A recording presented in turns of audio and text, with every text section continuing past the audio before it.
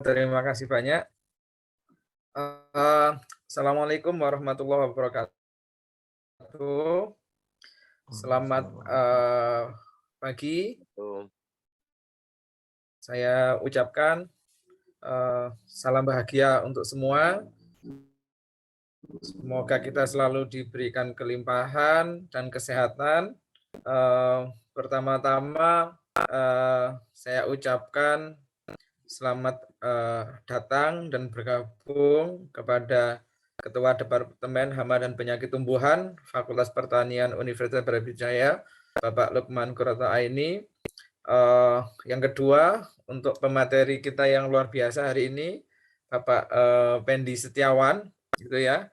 Terima kasih sudah meluangkan waktunya di weekend, gitu ya, untuk bisa berbagi kepada kami di Departemen Proteksi Tanaman kepada adik-adik minat perlindungan tanaman yang berkaitan dengan peningkatan kompetensi. Jadi apa saja skill atau kompetensi yang harus dimiliki oleh mahasiswa dalam rangka menyiapkan sebelum mereka nanti terjun ke dunia kerja. Nah, jadi acara hari ini itu memang kami desain fokus untuk sharing gitu ya, tentang dunia kerja gitu ya, tentang dunia kerja, tentang kompetensi lain selain bidang keilmuan yang harus dimiliki agar bisa berkompetisi di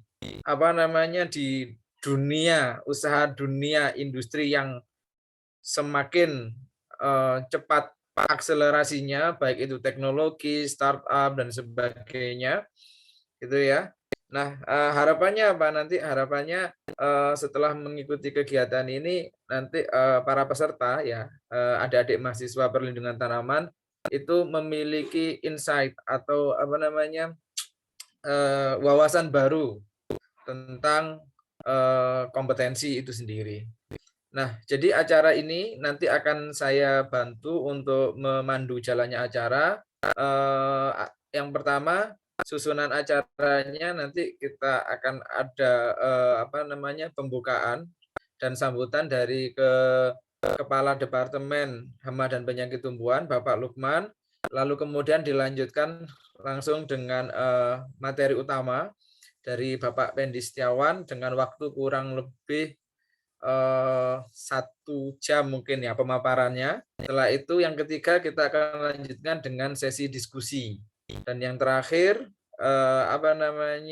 penyampaian tindak lanjut ataupun penutup. Mungkin itu dari saya untuk susunan acaranya. Pertama, langsung saya berikan kesempatan kepada Kepala Departemen Hama dan Penyakit Tumbuhan, Bapak Lukman Qurratu Aini, untuk memberikan kata sambutan sekaligus pembukaan pada kegiatan ini. Waktu dan tempat kami persilahkan. Ya, terima kasih Pak Ferry. Assalamualaikum warahmatullahi wabarakatuh. Waalaikumsalam warahmatullahi Saya wabarakatuh. hormati Pak Pendi, saya biasanya Mas Pendi ya. Karena Mas Pendi ini saya tahu sepak terjang beliau waktu mahasiswa juga ya. Saya sempat menjadi juri pada waktu beliau Mawapres juga. Jadi prestasinya luar biasa. Dan sekarang setelah setelah lulus juga ternyata luar biasa juga ya, dan berkecimpung di bidang startup ya. Saya juga beberapa waktu lalu sudah ngobrol juga dengan Mas Pendi. Saya sendiri juga masih belum paham seperti apa sih startup itu, dan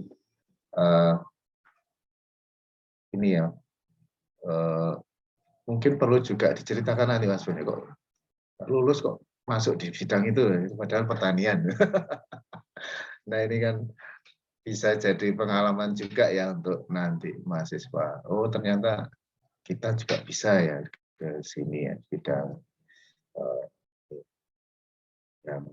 yang mungkin agak agak ya sedikit jauh ya. Walaupun sebenarnya ini ya, kita itu bisa menggali potensi-potensi yang sebenarnya sudah dipelajari atau sudah dikuasai ya, terutama di ini ya, PS Agrotek Minat Perlindungan Tanaman. Sekarang namanya ganti departemen Mas Bendi, makanya sekarang saya itu disebut kepala departemen sejak PTNBH, padahal ya isinya sama aja. Nah, jadi itu yang mudah-mudahan jadi kegiatan ini salah satu rangkaian dari ini ya, kegiatan peningkatan kompetensi mahasiswa. Karena sekarang ini adalah zamannya ini ya, Internet of Things, apalagi itu sekarang ini. Generasi Z macam-macam itu ya, yang saya sendiri sudah ini ya, sudah mulai apa ya, udah nggak nututi istilahnya. Nah, mungkin anak-anak muda ini yang nanti ya, ini mahasiswa kami ini yang minat perlindungan tanaman ini setelah lulus ya, mungkin tidak hanya cari kerja ya, mungkin bisa membuat startup mungkin ya, seperti yang disampaikan Mas Bendi tadi. Kalau startupnya bagus ya, prospektif ya, dari sisi profit mungkin ya, bisa jadi nanti digait sama Mas Bendi untuk pembiayaan dan seterusnya. Nah, atau juga mungkin nanti bisa berkarir di bidang startup. Saya lihat berapa ini ya, saya itu nggak tahu ini salah atau bukan ya. Saya itu melihat startup itu sama dengan aplikasi di Android gitu aja. Kalau ada, oh berarti ini startup. Gojek. Beberapa startup yang saya lihat ya, ini kan sudah banyak sebenarnya di bidang pertanian ya, seperti apa yang pembiayaan ya, fintech, kemudian apa, Tani Hub, apalagi Tani Joy ya, yang punyanya lulusan kita. Terus ada aplikasi-aplikasi yang sekarang ini saya luar biasa, cepat sekali. Kemarin saya lihat ada Plantix, kemudian kemarin dari apa? Dari Balik Balik Hodi itu ada mengeluarkan juga Fakultas Pertanian kemarin melonceng ya, apa itu botani dan seterusnya. Nah, sejauh mana itu nanti ya bisa jadi ini ya, mungkin lahan baru ya bagi lulusan untuk bisa beraktivitas dan menghasilkan uang juga ya. Jadi tidak perlu cari kerja. Itu mungkin peluang-peluang itu yang mungkin Mas Bendi mungkin bisa lebih tahu ya, karena beliau memang berkecimpung di bidang startup bahkan ke pembiayaan dan seterusnya. Oke, saya kira itu dari saya, Pak Ferry. Mohon maaf nih, kok tiba-tiba agak batuk. Terima kasih. Mudah-mudahan lancar. Dan terima kasih pada Mas Bendi. Amin. Assalamualaikum warahmatullahi wabarakatuh. Waalaikumsalam warahmatullahi wabarakatuh. Waalaikumsalam warahmatullahi wabarakatuh. Terima kasih banyak atas sambutan dan kata-kata pengantar sekaligus motivasi dari Bapak Kepala Departemen Hama Penyakit Tumbuhan. Mudah-mudahan acara ini lancar, terus kemudian nanti bisa memberikan manfaat untuk kita semua, karena ini buat kami di Fakultas Pertanian, khususnya minat perlindungan tanaman ya Bapak Pendi, dunia-dunia seperti ini memang seperti yang disampaikan Pak Lukman, dunia yang baru. Tapi mau nggak mau harus kita ketahui, paling tidak harus kita mengenalnya. Nah, oleh karena itu pada kesempatan kali ini langsung masuk ke sesi kedua yang akan disampaikan oleh Bapak Pendi Setiawan. Namun sebelum itu izinkan saya untuk menyampaikan kurikulum vitae, gitu ya. Jadi tak kenal maka kenalanlah. Itu prinsip dari bisnis. Artinya relasi itu penting, gitu ya. Betul. Nah, nama Pendi Setiawan, lahir di Blitar, tanggal 24 Mei tahun 1988, domisili sekarang di Jakarta, gitu ya. Untuk nomor HP yang bisa dihubungi ada boleh disebutkan Pak Effendi ya. Siapa tahu adik-adik ada yang mau tertarik untuk konsultasi pasca acara. Boleh ya? Siap, monggo, Izin Mas dulu. Ferry. Ya, monggo. Nomor HP-nya di 081 210 458 238. Saya ulangi 081 210 458 238. Jadi bisa langsung dikontak jika ada hal-hal yang ingin ditanyakan. Wah, educational background. Seperti yang Pak Lukman, ini dulu mahasiswa berprestasi. Jadi sering ikut karya tulis gitu ya, bareng Pak Sibli. IPK-nya kumlot 3,7 kalau nggak salah dulu jurusan sosial ekonomi ya. Sosial ekonomi itu. Agronomi, Ini Mas ya. Ferry. Terus ya, oke. Sekarang beliau project assignment dan experience-nya sebagai Head of HSSE Departemen PT Traktor Nusantara, Corporate Assessor PT Asta International Tbk, Trainer of Astra Friendly Company Standard and Implementation, Auditor Asta Green Company, Business Process Re-engineering Tim PT Traktor Nusantara. Orangnya masih muda, prestasinya sudah satu gudang gitu ya. Nah, beliaunya juga seperti Pak Lukman, beliaunya kalau di bidang startup event and program experience banyak sekali. Beliau finalis gerakan 1000 startup digital by Kominfo 2017. Fasilitator gerakan 1000 startup digital 2018. Finalis at DBS Bank Social Enterprise Scam 2018. Yang semua nggak akan saya bacakan semua, ini terlalu panjang. Ya. Top 10 Startup of Indigo Space Conference 2021 dan masih banyak lagi gitu ya. Startup Founder Experience, Chief of Business Development and Partnership at skillon.id. Expert on Social Innovation and Partnership Team at Yayasan Pejuang Startup Indonesia, Indonesia Startup Founder. Certification of Completion. Jadi selain berkecimpung di bidang pengembangan startup, beliau juga memiliki sertifikat kompetensi seperti Certified Ahli Media in Corporate Social Responsibility from BNSP, Badan Nasional Sertifikasi Profesi. Certified ISO 14001, ISO 45001, ISO 26000 and proper. Certified as Astra Friendly Company, Certified Social Return and Investment Measurement by Center for Entrepreneurship. Wah, pokoknya kalau teman-teman peserta hari ini nggak menyimak sampai selesai, rugi besar. Kenapa? Karena beliau ini termasuk orang yang cukup sibuk di Jakarta gitu ya. Jadi sayang ilmunya kalau tidak diserap baik-baik. Jadi langsung saja waktu dan tempat saya serahkan ke pemateri Bapak Pendi Setiawan. Nanti misalkan waktunya akan habis, akan coba saya notis gitu ya. Oke. Kepada Bapak Pendi, waktu dan tempat kami persilahkan. Terima kasih banyak Pak Ferry, terima kasih banyak Pak Lukman atas sambutan kesempatannya. Saya juga melihat di sini sudah ada Mas Ibli yang sudah join juga. Selamat pagi Mas Ibli. Selamat pagi Pak Pendi. Rasanya kayaknya terlalu berlebihan tadi Pak Lukman dan Pak Ferry juga ya. Ya itu bagian dari saya untuk mempelajari sesuatu yang lebih sih Mas Ferry, lebih tepatnya. Jadi ya sambil berenang minum air katanya kan begitu. Nah tadi kalau pertanyaan dari Pak Lukman kan tadi ada dunia baru gitu ya, startup ini dunia baru.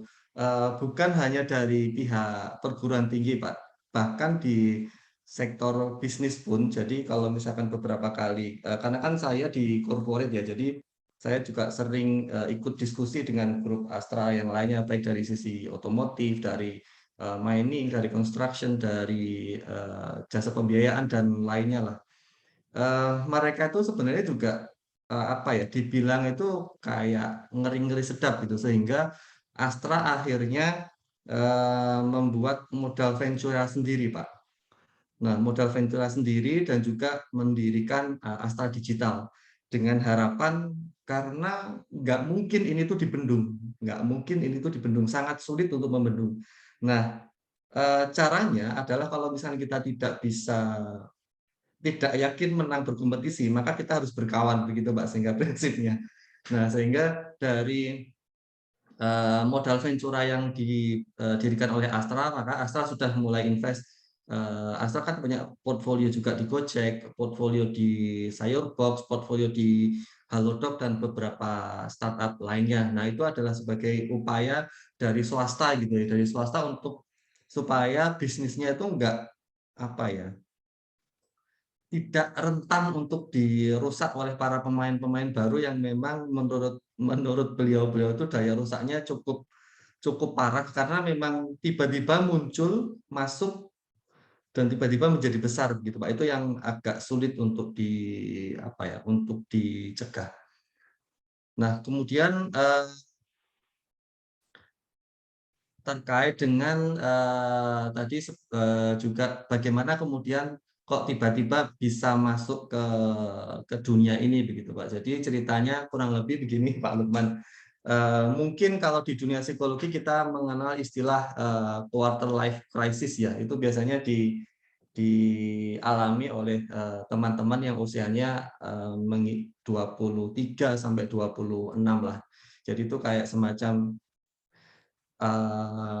apa iya kita cuma akan begini-begini saja terus gitu loh. Apakah memang iya eksistensi kita itu ya cukup sampai di sini, habis itu sudah begitu Pak. Nah, sehingga saya mencoba untuk menjawab itu, mengikuti beberapa banyak komunitas, dan akhirnya kok rasanya yang ini yang lebih cocok untuk saya begitu Pak Lukman. Jadi bergerak dari yang tadi quarter life crisis Pak Lukman. Nah, Mas Ferry, Pak Lukman, saya izin untuk share materi ya. Oh ya, silakan Bapak Fendi, silakan. Sebentar.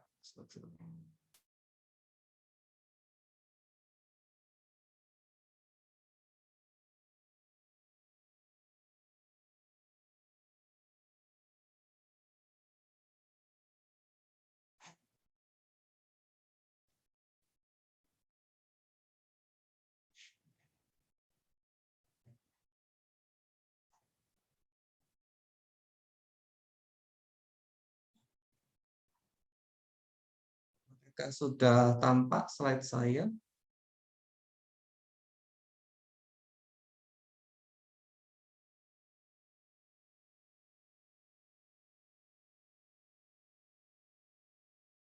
Halo, apakah sudah tampak Mas Ferry? Slide saya sudah tampakkah Mas?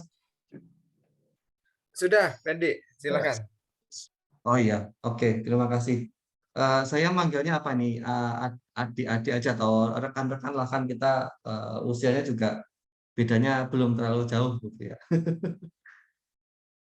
Jadi perkenalkan, saya Pendi Setiawan, saya alumni BP tahun 2017 dan lulus itu di 2000, oh sorry, bukan 2017, maksud saya 2007 dan lulus di 2012. Nah, saat ini saya berkarir di grup Astra. Dulu saya masuk sebagai manajemen trainee Astra Internasional, sehingga memang lumayan banyak company under-nya Astra yang pernah saya benchmark begitu ya. Nah, adapun untuk saat ini saya diamanahi di grup bisnis heavy equipment, mining, construction, dan juga energi begitu. Nah, selain itu saya juga sebagai corporate auditor Astra Internasional, sehingga memang beberapa kali saya mendapat penugasan untuk melakukan audit di beberapa perusahaan under afiliasi Astra begitu kurang lebih. Nah, sebelum kita mulai diskusi pada hari ini, boleh dibantu rekan-rekan untuk dapat men-scan ini ya. Jadi ada sedikit survei 3 pertanyaan. Mohon untuk dibantu diisi kurang lebih karena cukup sedikit ya pertanyaannya, rasanya 5 menit cukup kali ya? Atau rasanya nggak sampai sih 5 menit. 2 menit kali ya Pak Ferry ya? Boleh silakan bisa mencantumkan atau mengetik di bit.ly LASHPT atau dengan scan QR code yang ada di layar.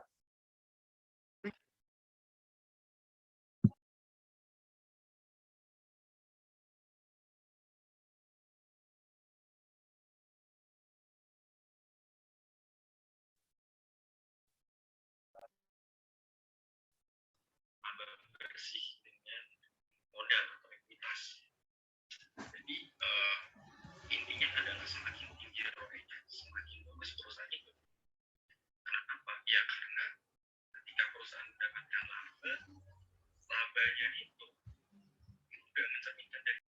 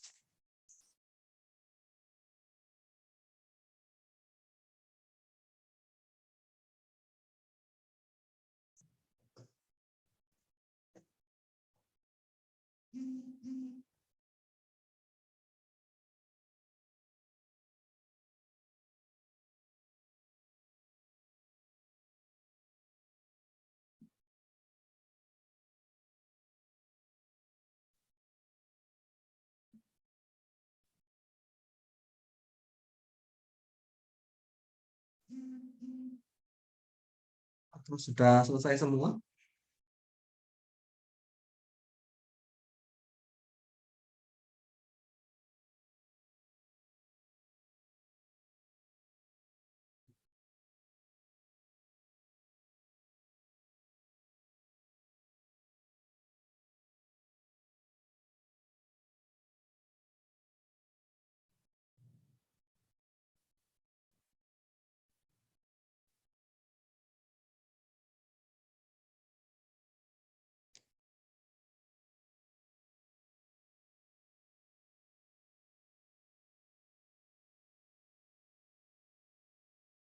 Gimana rekan-rekan? Apakah sudah semua atau ada yang butuh waktu tambahan untuk mengisi?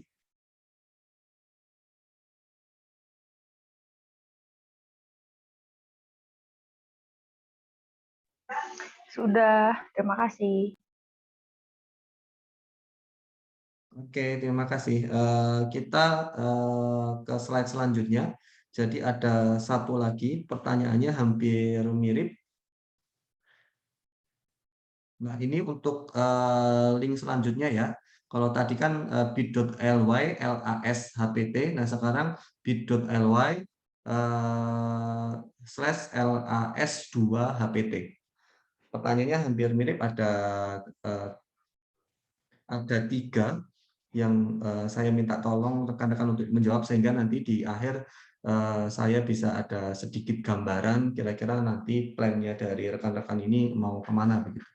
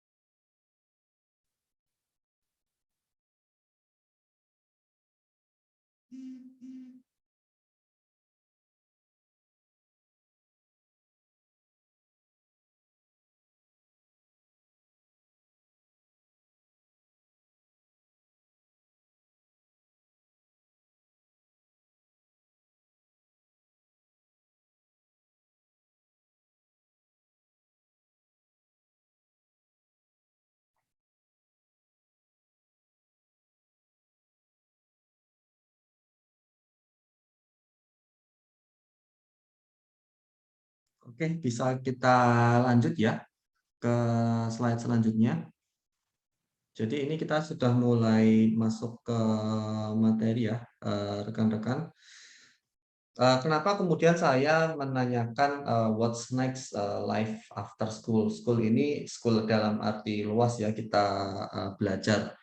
Nah, dalam konteks saat ini adalah karena rekan-rekan adalah mahasiswa, berarti next-nya apa kemudian yang akan dilakukan setelah lulus menjadi seorang mahasiswa. Nah, ada beberapa opsi yang tadi mungkin juga teman-teman lihat di pertanyaan saya. Yang bisa dipilih gitu kan, next-nya setelah lulus itu menjadi apa. Yang pertama yakni menjadi dosen atau pengajar. Nah, dalam hal ini kan tentunya kalau misalkan dari rekan-rekan ingin menjadi dosen, rasanya perlu untuk melanjutkan ke studi dulu ya, baik S2 maupun S3. Nah, ya, yang kedua yakni bisnis UKM. Nah, UKM itu ya bisnis biasa, misalkan kita nggak perlu yang sentuhan teknologi yang macam-macam, rasanya begitu ya. Kemudian pegawai swasta gitu ya, misalkan contoh saya ini bekerja di swasta ataupun nanti di pabrik ataupun tempat lain yang memang itu tidak ada afiliasinya dengan BUMN maupun ke pemerintahan.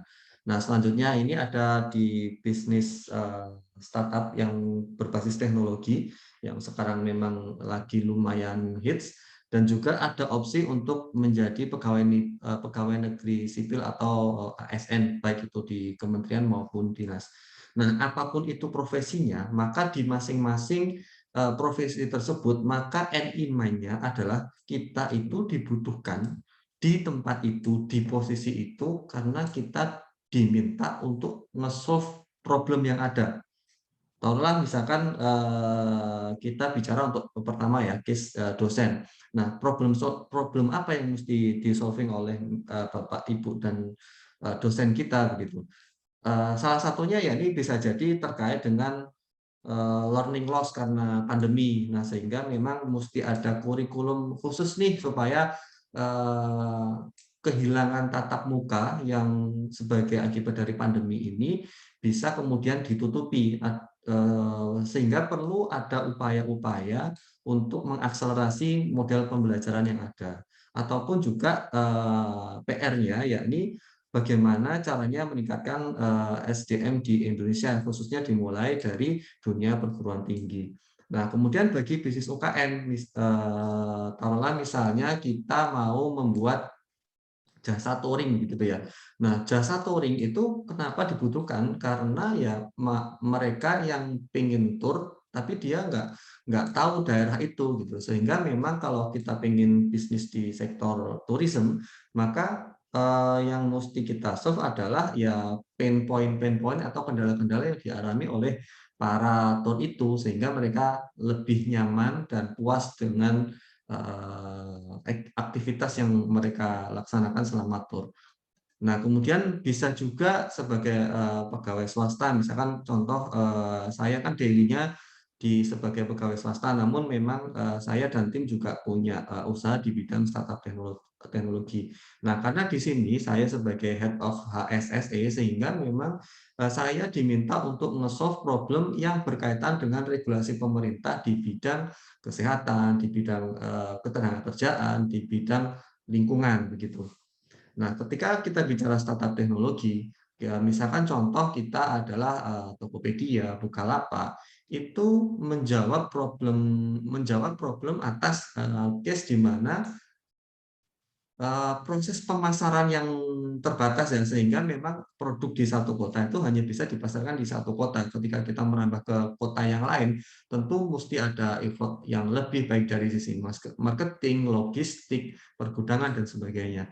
Nah, demikian juga dengan karir sebagai pegawai negeri sipil. Tentunya kita mendaftar di posisi itu karena di posisi itu membutuhkan orang dengan kualifikasi tertentu. Misal contoh untuk di departemen atau di dinas pertanian, rasanya yang akan kita hadapi yakni masalah-masalah di bidang pertanian. Di antaranya bisa jadi terkait dengan kelangkaan pupuk, kemudian serangan hama penyakit, ataupun misalkan terkait dengan pemasaran hasil-hasil pertanian yang terhambat, sehingga memang pertanian di suatu daerah menjadi tidak optimal. Beberapa waktu yang lalu kami sempat berdiskusi juga dengan tim dari Bappenas, juga hadir dari waktu itu adalah dari konsultan internasional, ini dari Deloitte, dan juga ada dari Kementerian Tenaga Kerja. Nah, kita ini sebenarnya mungkin kita ketahui bersama, sekarang itu secara struktur demografi, usia produktif di Indonesia itu sudah mulai menjadi majority. Nah, sehingga angka orang produktif harusnya produktif itu lebih tinggi daripada yang usia pensiun, sehingga rasanya usia produktif ini bisa digenjot. Nah, hanya saja adanya pandemi ini cukup lumayan quote unquote menghambat atau menjegal rencana untuk scale up SDM yang ada di Indonesia, sehingga konsekuensinya apa? Kita tidak mungkin lagi untuk menggunakan cara-cara lama untuk mencapai target 2045 Indonesia menjadi negara maju. Nah, sehingga dari pemerintah sendiri itu sudah menerapkan beberapa langkah dan target, di antaranya harus kita capai, yakni pertumbuhannya starting dari 2022 kita harus pada level setidak-tidaknya itu di angka 6%. Kemudian juga kita mesti lakukan pemerataan pembangunan, karena kan selama ini lebih kepada Jawa sentris. Itulah kemudian kenapa pusat-pusat industri baru itu dibangun di luar Jawa, dengan harapan supaya investor-investor itu masuk dan kemudian menjadi trigger adanya pemerataan ekonomi di luar Jawa. Nah, tahun ini sebagaimana yang saya sampaikan tadi adalah menjadi titik balik bagi kita untuk tetap on the track mencapai target Indonesia maju di tahun 2045, karena kita digadang-gadang menjadi kekuatan ekonomi nomor 6 terbesar di dunia gitu. Nah, dari upaya-upaya yang telah dilakukan pemerintah, setidaknya ada 6 strategi. Namun dalam hal ini saya akan fokus mengangkat 2 hal, yakni terkait dengan SDM dan yang kedua terkait dengan transformasi digital. Kenapa dengan SDM ini? Karena memang secara produktivitas kerja kita itu bisa saya sampaikan di bawah rata-rata ASEAN gitu. Nah, sehingga ini perlu dilakukan upaya-upaya agar SDM kita tuh lebih produktif. Nah, selain itu, potensi digital kita, karena kan mayoritas di Indonesia itu digital savvy ya, sekarang generasi Y, generasi Z itu sudah semua digital base ya, dan memang dari Forbes sendiri sudah membuat sebuah research atau laporan begitu ya, bahwa di 2030 itu Indonesia akan menjadi kekuatan digital di Asia. Makanya pemerintah itu cukup concern di 2 hal ini ya, selain keempat yang lainnya. Nah, kemudian ketika kita bicara terkait dengan tren pekerjaan di masa depan, itu memang tidak lepas dari adanya pengaruh teknologi, karena bagaimanapun Gen Y dan Gen Z ini cukup mendominasi struktur demografi, apalagi nanti ketika Gen Alpha sudah bergabung menjadi usia produktif juga, rasanya ini akan cukup menentukan bagaimana kita melakukan aktivitas sehari-hari yang cukup terpengaruh adanya revolusi teknologi. Di antaranya beberapa adalah otomasi, robotika, dan big data. Pun beberapa waktu yang lalu di 2018 saya juga sempat terlibat proyek otomasi, yaitu jadi lebih proyeknya waktu itu ada di Unilever, sehingga kita menginstal namanya Automated Guided Vehicle. Jadi itu adalah alat angkat angkut yang sudah diprogram sedemikian rupa sehingga itu nggak perlu lagi supir, karena biasanya kan supir yang menjalankan itu, sehingga dengan teknologi itu maka keberadaan supir ini digantikan dengan teknologi. Namun secara produktivitas lebih baik begitu, sehingga dari sisi cost pun secara bisnis masuk akal. Nah, kemudian yang kedua adalah revolusi keahlian. Nah, mungkin dari beberapa dari kita ataupun di luar sana juga ada yang, wah ini nanti kok bagaimana kalau misalkan semua robot menggantikan manusia? Saya cukup yakin manusia tidak akan tergantikan dengan robot. Nah, sebenarnya robot ataupun teknologi apapun itu didesain untuk agar manusia itu melakukan hal-hal yang lebih valuable. Taruhlah misalkan yang sempat rame dulu ya, itu adalah penjaga tol gitu ya, penjaga tol yang menarikin duit dan sebagainya. Sekarang kan sudah digantikan dengan mesin dan kita cukup pakai e-money. Nah, ini yang menjadi ketakutan. Tapi rasanya ketika kita mampu upscaling, rescaling yang tadinya adalah penjaga pintu tol bisa menjadi taruhlah misalkan pebisnis online, harusnya itu akan jauh lebih produktif daripada rekan-rekan kita ini sekedar menjaga pintu tol begitu. Nah, beberapa hal yang juga coba dilakukan oleh pemerintah, yakni mulai dari skilling, rescaling, dan upscaling. Apa sih bedanya dari ketiga istilah ini? Kalau kita bicara skilling, skilling itu adalah memastikan bahwa orang yang ada di bidang itu setidaknya sesuai dengan standar.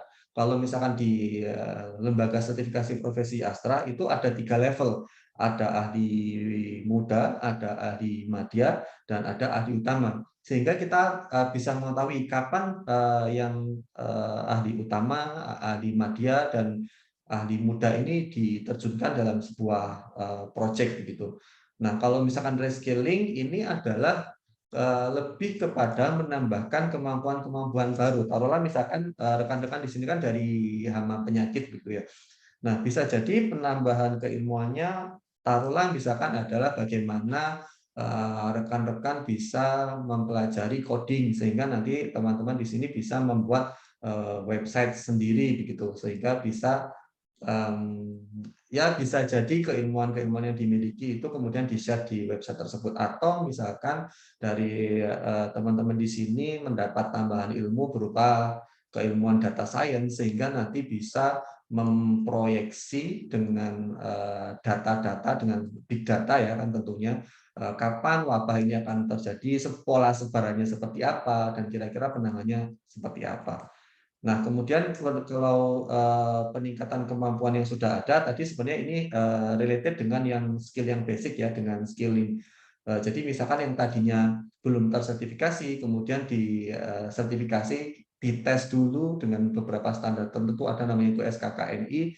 Nah, itu leveling kalau misalkan memang belum punya, sehingga kita targetnya adalah ahli muda dulu. Kemudian kalau misalnya sudah lolos ahli muda, kemudian di-challenge untuk menjadi ahli madya. Nah, setelah ahli madya lolos, baru bisa di-challenge lagi menjadi ahli utama. Nah, setelah ahli utama itu rasanya teman-teman bisa menjadi seorang expert di bidang yang tadi dilakukan sertifikasi.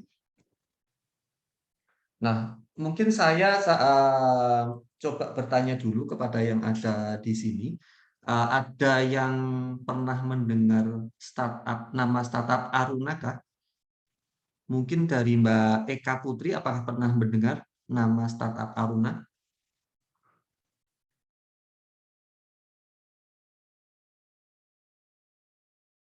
Mbak Eka Putri hadir nggak ya ini? Ya, belum pernah. Oke, belum pernah. Kemudian Dimas Agung Ahmad Jati, apakah sudah mendengar? Pernah mendengar nama startup Aruna?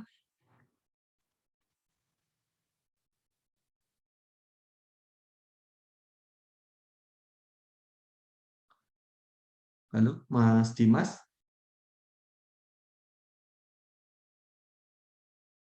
Ke-mute atau memang belum ada di sini?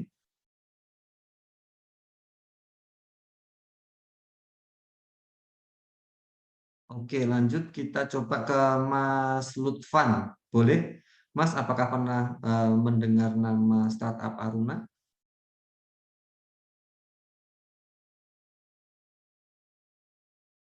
Saya juga belum pernah mendengar.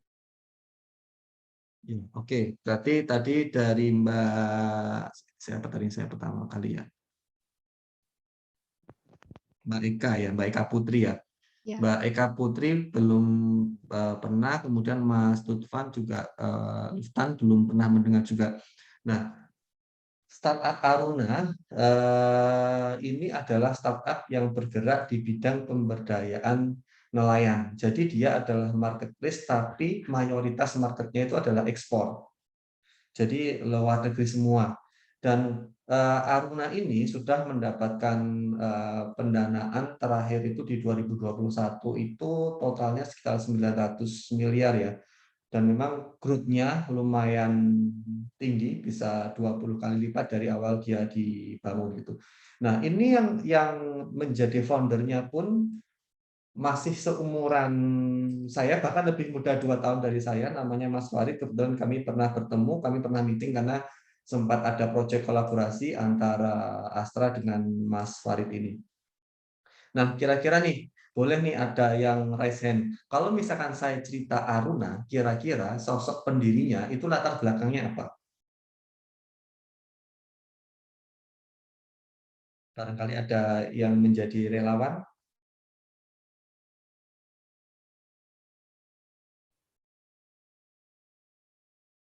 Atau saya coba cek di daftar hadir ya, kalau begitu. Saya undang Mas Damar. Mas Damar. Halo, Mas Damar, ada di room ini kah?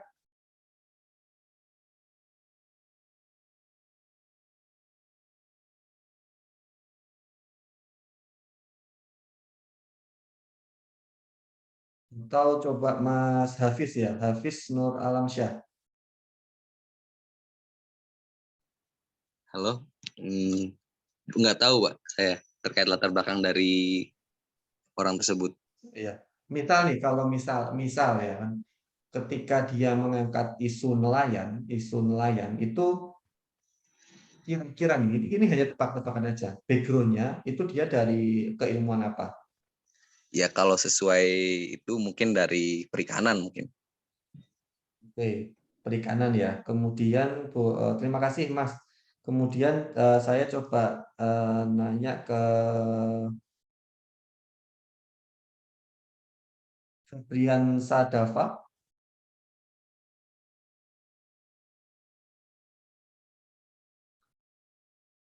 Lalu Mas, ini Mas ya, Mas Febrian, Mas Febrian hadirkah?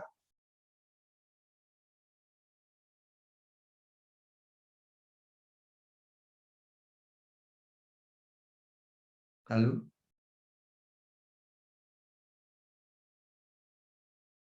Oke, kalau begitu saya lanjut ya.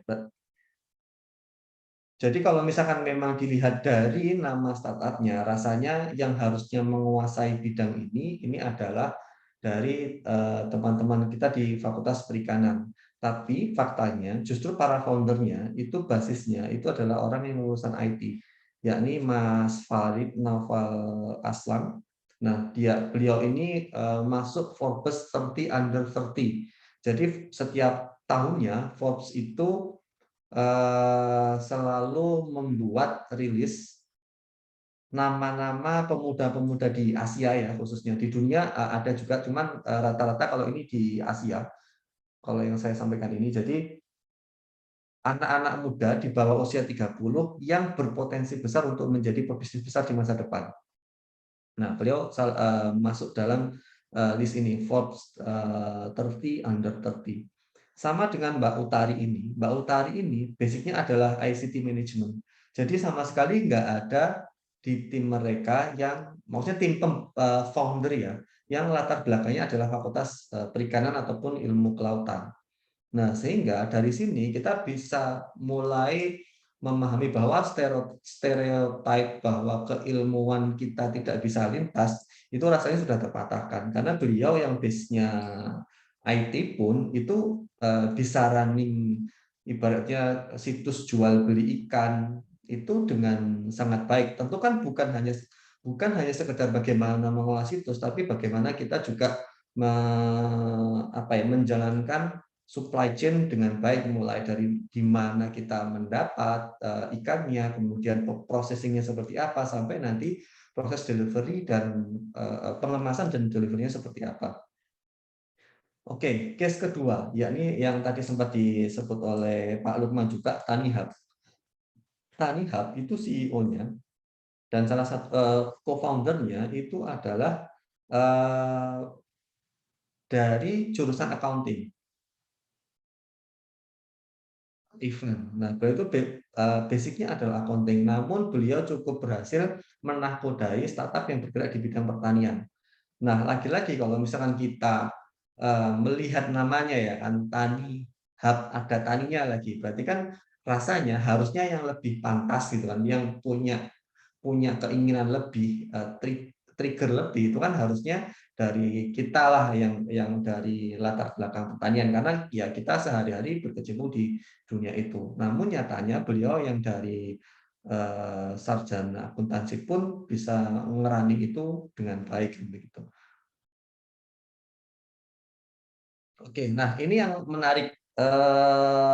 Alvin Toffler itu adalah salah satu futurolog terbaik yang cukup terkenal di tahun 2002, bahkan beliau dinobatkan sebagai futurolog paling terkenal dan cukup disegani versi Financial Times. Beliau juga seorang profesor di Cornell University dan juga penulis buku Future Shock. Nah, Future Shock ini bicara, jadi buku Future Shock ini beliau tulis di tahun 1970, di mana padahal 1969 itu adalah pertama kali Kementerian Pertahanan Amerika itu menemukan internet melalui proyeknya. Nah, pada tahun 1970 itu di buku Future Shock ini beliau sudah setidaknya ada 3 hal yang beliau sampaikan. Ke depan kota akan kehilangan relevansinya, dan itu sangat terlihat di event yang sekarang ini terkait dengan COVID, di mana banyak orang yang akhirnya memilih work from home dari kampungnya masing-masing, dan itu sangat memungkinkan apalagi di dunia digital startup. Banyak teman-teman saya yang itu akhirnya mungkin yang di Jakarta cuma satu, karena bagaimanapun Jakarta adalah hub bisnis yang cukup bagus gitu, sehingga pergerakan secara bisnis akan lebih cepat. Tapi dari sisi tim back-end-nya, tim IT-nya, tim finance-nya dan sebagainya, itu ada yang mayoritas ada yang di Malang, ada yang di Jogja, Bandung gitu. Jadi ya itu sangat normal. Bahkan tim saya pun itu yang di Jakarta itu hanya saya doang, yang satu di Bali dan yang 2 ada di Malang begitu. Itu yang pertama. Yang kedua, beliau tuh sudah memprediksi bahwa ke depan itu akan ada pasar online. Ingat ya, buku ini dirilis tahun 1970. Waktu itu beliau menduga sudah pada abad 21 nanti akan ada pasar online atau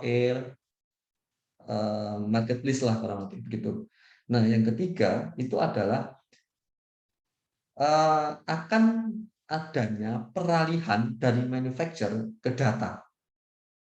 Kalau dulu kita cukup concern dengan manufacturer, sekarang pun manufacturer itu akan jauh lebih fokus kepada data. Itulah kenapa profesi data scientist itu sekarang lumayan banyak dicari, dan secara talent kita itu masih kekurangan 8 juta sampai nanti di 2025 kita mesti ngejar angka sampai 8 juta tadi gitu. Nah, beliau tuh mengatakan bahwa si Alvin Toffler ini mengatakan mereka yang disebut buta di abad ke-21 bukanlah orang-orang yang tidak bisa membaca dan menulis. Namun mereka yang tidak bisa belajar, menanggalkan pelajaran sebelumnya dan belajar kembali, atau disebut dengan learn, unlearn, dan relearn. Nah, lalu apa korelasinya dengan teman-teman nanti di mendatang setelah lulus? Nah, jadi ini adalah hasil riset dari The Economist yang dilakukan kepada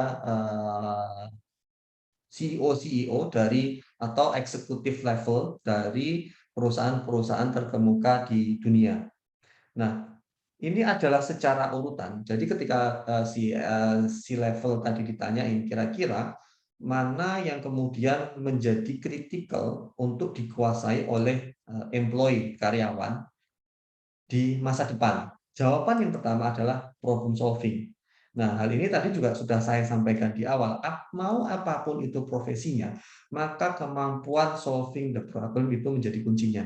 Karena kalau kita tidak bisa solve the problem, kita nggak akan terlihat dan apa ya ibarat kata ya kalau misalkan nggak bisa ngapa-ngapain ya ngapain harus ada di sini kan begitu. Kita ada di situ karena kita dibutuhkan, kita dianggap bisa untuk menyelesaikan masalah yang sedang dihadapi. Yang kedua adalah team working. Nah, ini yang cukup dikhawatirkan dengan adanya pandemi karena kita mayoritas akhirnya menjadi online learner begitu. Nah, sehingga ada istilah learning loss. Itulah kenapa saya pribadi melihat dari Mas Menteri Mas Nadiem itu cukup concern tidak akan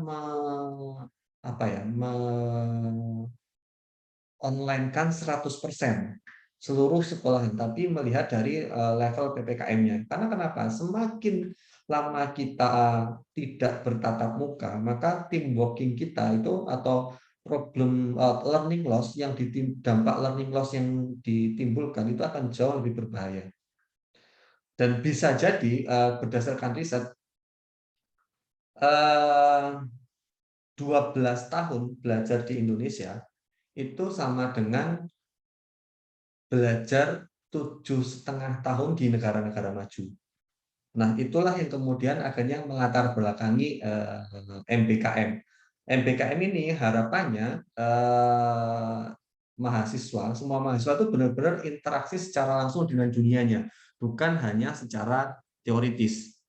Nah, selanjutnya juga yang perlu dikuasai yakni komunikasi. Nah, komunikasi ini baik verbal maupun tulisan ya. Ini sangat penting untuk dikuasai dan kemudian juga diperlukan critical thinking, yakni bagaimana kita menelaah sebuah data ya, kalau sekarang sebuah data, pola, tren, kemudian kita mengusulkan untuk sebuah ide, baik itu ide yang baru maupun sesuatu yang sifatnya bukan ide baru, tapi itu dapat memperbaiki sebuah proses menjadi lebih efektif. Nah, dalam hal ini ada sebuah pendekatan yang saya cukup suka. Jadi sebenarnya pendekatan ini saya peroleh dari buku Leveraging Global Talent. Nah, Leveraging Global Talent itu konsepnya adalah 5E. Nah, di mana ini mirip banget dengan pendekatan yang dilakukan oleh Merdeka Belajar. Nah, di mana level pertama yakni adalah entusias. Nah, rasanya kalau misalkan teman-teman di sini memilih HPT, tentu kan dari awal memang oh ya sudah saya antusiasnya ke HPT nih, bukan ke BP, bukan ke tanah ataupun bukan ke sosial ekonomi. Setidaknya teman-teman di sini sudah mengerucutlah entusiasnya di bidang tertentu. Nah, selanjutnya yang perlu dilakukan yakni edu knowledge. Edu knowledge ini yakni menambahkan keilmuan. Kalau tadi yang saya sampaikan ada skilling dan upscaling, sehingga memang menguasai di bidang itu dengan baik. Nah, dalam ini contohnya adalah melalui academic approach, kemudian ada knowledge management, ada learning organization. Contoh knowledge management itu begini.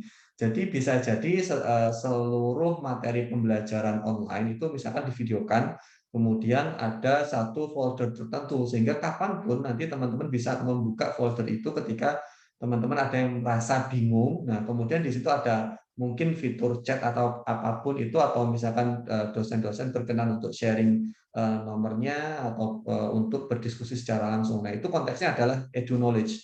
Nah, selanjutnya ini adalah exposure. Nah, exposure yang dimaksud ini adalah bagaimana orang-orang ini ya kita semua ini itu benar-benar merasakan ambience atas problem ini. Jadi bisa jadi kenapa kemudian Mandiri Merdeka Belajar ini sangat membebaskan mahasiswa untuk belajar apapun dan dimanapun. Harapannya dengan exposure ini secara feel itu akan lebih dapat sehingga masalah apa yang terjadi itu benar-benar dirasakan. Dan dari situ mulai bisa mencari ide-ide kira-kira bagaimana cara solving problem itu. Nah, peran kampus di sini sebagai enabler, di mana kampus diharapkan dapat memetakan orang-orang yang sudah memiliki entusias pada level berapa, kemudian menambahkan pengetahuan dan juga meningkatkan exposure. Nah, ini akan dinilai berdasarkan ada prosentasenya masing-masing. Misalkan apabila dari masing-masing tiga ini skornya adalah 33% gitu. Nah, kira-kira dari sisi entusiasme mahasiswa ini berapa persen, dari sisi pengetahuan berapa persen, dari sisi exposure atau pengalaman berapa persen. Ini juga lah yang dilakukan oleh Astra melalui lembaga sertifikasi profesi. Jadi memang kalau misalkan ini karena memang saya di Astra sehingga saya cukup banyak cerita yang di Astra ya. Saya kalau yang lain nggak begitu paham soalnya. Nah, sehingga memang kami selalu dilakukan asesmen secara rutin apakah orang-orang ini sudah waktunya dinaikkanlah levelnya baik melalui project maupun assignment, training dan sebagainya. Nah, baru kalau misalkan kita sudah menetapkan standar, misalkan standar minimal untuk dikatakan kompetens itu di level 76%. Nah, apabila belum memenuhi level 76%, maka mesti dilihat lagi kira-kira mana yang perlu ditingkatkan, apakah dari sisi edu knowledge-nya atau dari sisi exposure-nya. Nah, ini adalah PR besar dari university. Nah, harapannya dengan pola ini, maka setiap orang yang keluar dari universitas itu benar-benar sudah punya standarisasi kompetensi yang fix dan merata begitu. Nah, lalu ini adalah pertanyaan mengapa kemudian sertifikasi profesi menjadi penting gitu. Jadi per tahun 2019 itu sudah ada kesepakatan namanya adalah Regional Comprehensive Economic Partnership di mana ini terdiri dari 15 negara. Nah, India ini kemarin sempat mundur, cuman saya nggak tahu ini apakah jadi maju lagi atau enggak. Jadi ASEAN 10 negara ditambah 1, 2, 3, 4, 5. Jadi total 15 negara. Nah, dan ini dimulai dari ada yang starting di 1 Januari 2022, ada yang baru mulai di 1 Februari 2022. Nah, apa yang menjadi konsekuensi dari adanya RCEP ini? Konsekuensinya adalah akan adanya free flow sumber daya manusia dan juga barang. Nah, ini yang cukup menakutkan. Sebenarnya bukan menakutkan sih, tapi ini bisa menjadi peluang, tapi juga menjadi ancaman apabila negara-negara ini nggak siap gitu loh. Nah, ini yang bisa saya sampaikan kira-kira peluangnya, yakni Indonesia menyongsong bonus demografi 2030. Jadi starting 2030 sampai 2045 itu jumlah usia produktivitas itu melampaui usia-usia yang menua, dalam ini di atas 56 tahun lah begitu. Nah, harapannya peluang ini bisa dimanfaatkan. Ketika kita bisa membangun SDM yang bagus, maka SDM dari Indonesia itu juga bisa dikirim ke negara-negara yang tadi telah meratifikasi perjanjian. Makanya ada istilah brain drain. Nah, ini adalah ketika sumber daya dari suatu negara itu benar-benar bebas, free flow mau kemana pun dia. Siapapun yang cocok dengan mereka ya sudah kita sepakati perjanjian, ya udah kamu mau tinggal di mana, mau kerja dari mana, yang penting kita sepakatin. Nah, namun dari sisi SDM kita juga memiliki ancaman ketika SDM kita tidak siap untuk menghadapi ini, tidak dioptimalkan, tidak dikuatkan secara skillnya, maka bisa jadi menjadi bencana pengangguran karena akhirnya usia-usia produktif yang harusnya bisa digenjot untuk menghasilkan income itu akhirnya menganggur gitu. Ketika ini menganggur, tentu ekonomi akan jalan lambat. Nah, ini yang perlu diwaspadai. Nah, sehingga memang masing-masing diri kita rasanya mesti punya kesadaran diri bahwa dengan adanya ini saya mesti harus lebih semangat lagi, saya mesti sadar, saya mesti menambah keilmuan saya sendiri, baik keilmuan di bidang kita saat ini ataupun keilmuan yang related dengan bidang saat ini ataupun sama sekali ilmu yang baru yang sama sekali tidak ada hubungannya dengan bidang yang kita tekuni saat ini. Nah, peluang kedua yakni potensi pasar yang besar sehingga melirik investor asing untuk berinvestasi di Indonesia. Semua mengamini bahwa dengan jumlah penduduk yang besar ini 270 juta, market yang luar biasa besar. Nah, ketika investor asing melihat ini, kemudian SDM-nya siap, rasanya akan cukup banyak investor yang akan masuk ke Indonesia. Karena kenapa? Ya, secara SDM sudah siap, secara regulasi juga sudah terbantu, ya mending mereka masuk ke Indonesia. Pasarnya di situ, pabriknya di situ, dan juga Indonesia bisa menjadi hub ke area benua Australia gitu. Nah, namun ancamannya tetap ada, yakni jika tidak dimaksimalkan, maka kita hanya akan menjadi penonton di negeri sendiri. Akan banyak sekali barang-barang impor, atau ya bukan hanya barang, bisa jadi jasa pun adanya impor, ada tenaga-tenaga asing atas ya resiko dari perjanjian ini. Kemudian yang ketiga yakni Indonesia memiliki kekayaan sumber daya alam yang luar biasa sehingga dapat menekan biaya produksi. Nah, itulah kenapa akhirnya sekarang itu cukup kelabakan. Ini pengalaman kami di internal ya. Jadi untuk salah satu produk kami itu indeknya sekarang itu 2 tahun. Padahal biasanya itu maksimal 6 bulan. Nah, padahal secara material itu ready, karena kan kalau di tempat saya yang saat ini saya bertugas, itu adalah semua produknya produk impor karena high technology, alat-alat berat begitu.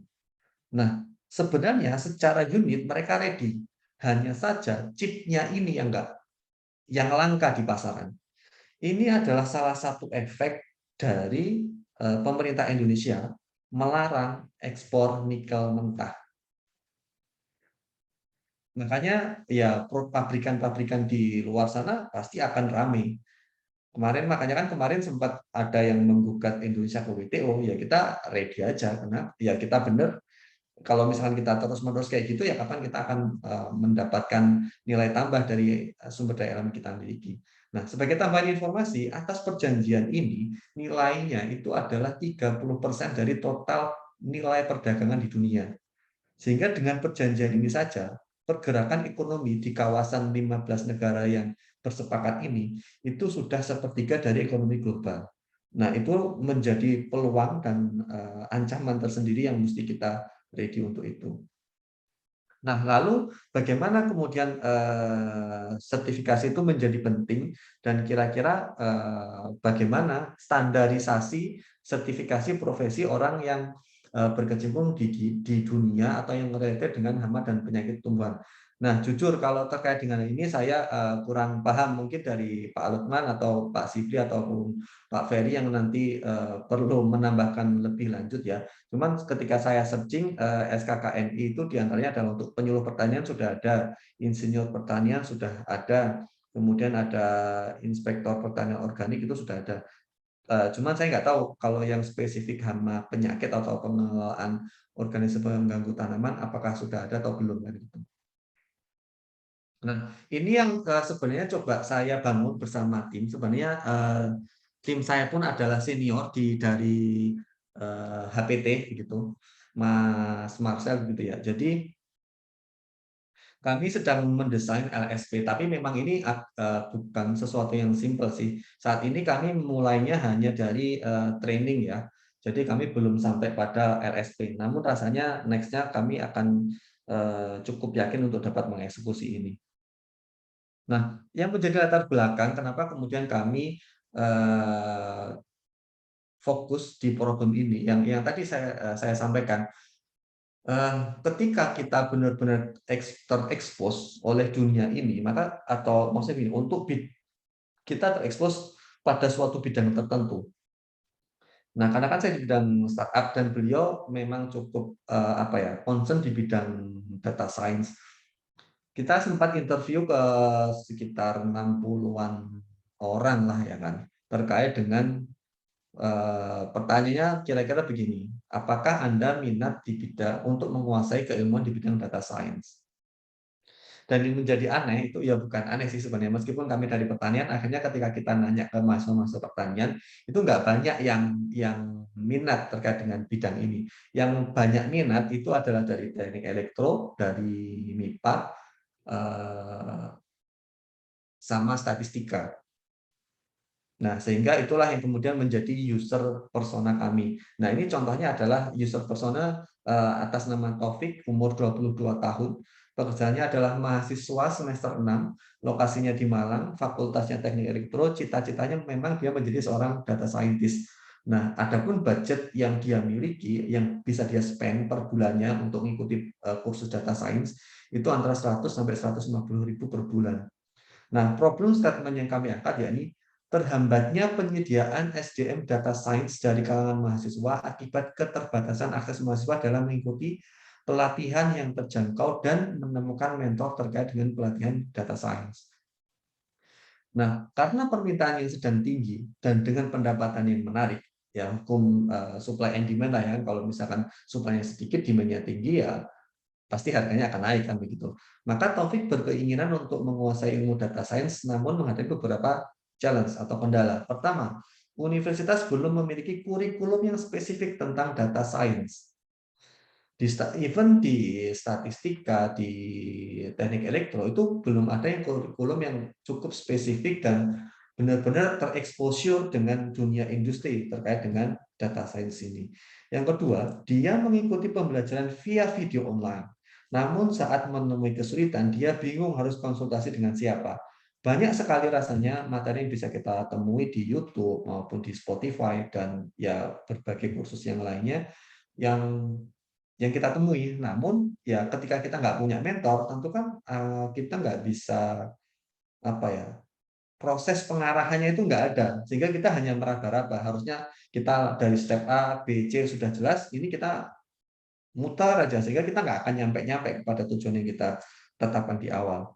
Nah, kemudian yang ketiga ya ini Taufik mengikuti grup WA yang berisi orang-orang yang memiliki minat yang sama, ini terkait dengan data science. Namun kembali lagi dia bingung harus bertanya pada siapa dan memulai perbincangan dari mana. Karena di situ ada yang newcomer banget, ada yang expert banget, ada yang medium banget. Meskipun ada yang expert, tapi bisa jadi expert itu nggak akan terbuka dengan orang-orang lain karena mungkin kesibukan proyeknya ataupun memang dia ya tipikal orang yang nggak mau rame aja kan gitu. Nah, kemudian juga challenge-nya adalah Taufik ingin sekali mengikuti workshop berbayar yang di dalamnya terdapat pendampingan intens dari mentor, namun biayanya mahal. Nah, sebagai tambahan informasi, kami telah melakukan riset ke beberapa kompetitor. Paling murah untuk pembelajaran data science dengan masa 18 kali pertemuan, per pertemuannya itu 2-3 jam. Paling murah itu di angka 13 juta. Nah, pertanyaannya, uang dari mana mahasiswa sebanyak itu? Ya, oke lah kalau misalkan dari kalangan berada, itu agak akan masalah. Tapi kalau misalkan majoritinya dari teman-teman yang dari kalangan menengah ataupun menengah ke bawah, tentu ya nggak akan sanggup untuk meng-achieve itu gitu. Sehingga kita nyasarnya itu cukup spesifik. Ya sudah, kita ngambil marketnya, yakni dari mereka teknik elektro, statistika, dan MIPA dengan budget ya antara 100 sampai 150 ribu per apa ya, jadi kita ada semacam kurikulum sendiri sudah kita siapkan. Jadi per step-nya itu sekitar 150 ribu. Oke, nah ini terkait dengan data juga. Jadi yang tadi saya sampaikan bahwa data dari Kominfo saat ini hanya tersedia 1 juta dari 9 juta kebutuhan SDM digital di Indonesia. Dan pertumbuhannya permintaan SDM data science itu meningkat sekitar 76% setiap tahunnya.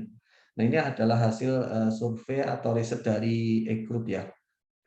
Nah, sehingga memang akhirnya karena kami melihat celah ini, oke, ini kayaknya bisa deh kita coba eksekusikan gitu. Nah, kurang lebih ini yang kemudian kami lakukan ya. Kenapa kemudian saya dan tim ini adalah Mas Marcel, rasanya juga Mas Ibli, Mas Ferry, apalagi Pak Lukman ya Pak, kenal cukup baik ya dengan Mas Marcel. Jadi beliau ini sekarang Ya, beliau ini hal sekarang baik. ya, beliau sekarang menjadi Global Data Science-nya Mondelez. Jadi beberapa kali kami memang sempat meeting dengan Mas Marcel. Jadi beliau itu sekarang lagi ada project di Indonesia, kalaupun itu sudah oke. Jadi kerjasama dengan startup juga, kalau misalkan itu oke, itu akan diterapkan juga di beberapa negara yang lainnya, di mana nanti lead datanya itu nanti Mas Marcel. Nah, adapun atas aktivitas ini pun kami sudah kurang lebih dari 1.000 mahasiswa ya, bahkan bukan hanya mahasiswa yang ikut, tapi juga dari kalangan swasta, ada yang dari perusahaan apa ya, provider, sempat nanya-nanya juga, kemudian ada yang dari perusahaan perkebunan kelapa sawit yang kemudian akhirnya beliau menawari proyek yang lumayan oke sih, sehingga itu harusnya bisa digarap, cuman karena memang kita keterbatasan di tim, akhirnya kita lempar ke orang dengan membentuk sebuah konsorsium untuk. Jadi waktu itu dari perusahaan sawit ini, karena kita pas training sempat ngasih simulasi bagaimana cara kita menggunakan satelit, kemudian juga sensor warna RGB untuk mendeteksi pola-pola serangan dari Ganoderma.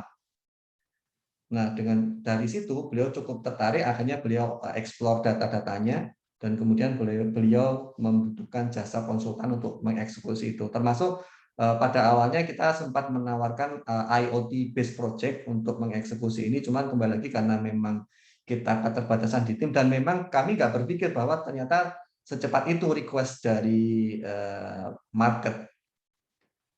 Gitu sih. Nah, rasanya itu dulu yang dapat saya sampaikan.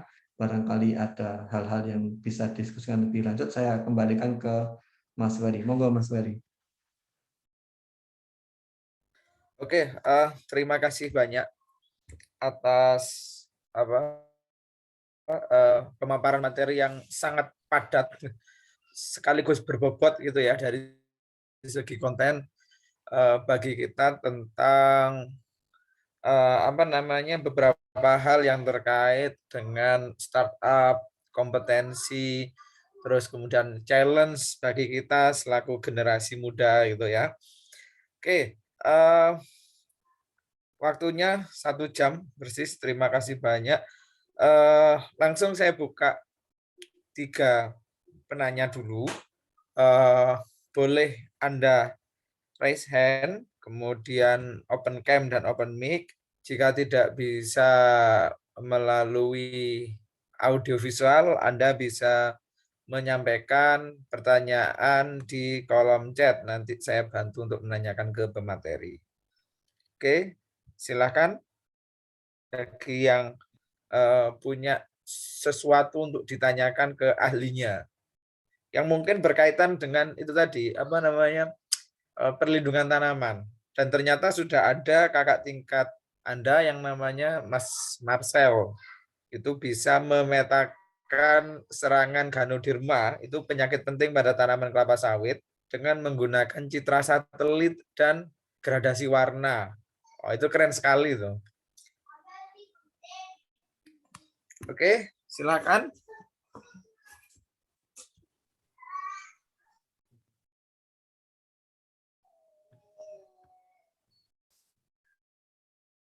Ayo, ini banyak juga bimbingan saya yang ikut ya.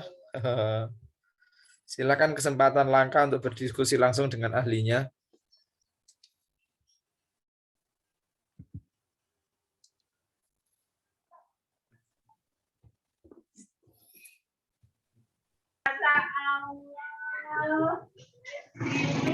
Awanda mau bertanya? Oke, Iya. silakan Awanda. Oke, maaf Pak, tapi di jalan makanya nggak hidupin kamera. Selamat pagi, Oh, terima enggak kasih apa-apa, untuk silakan. kesempatannya.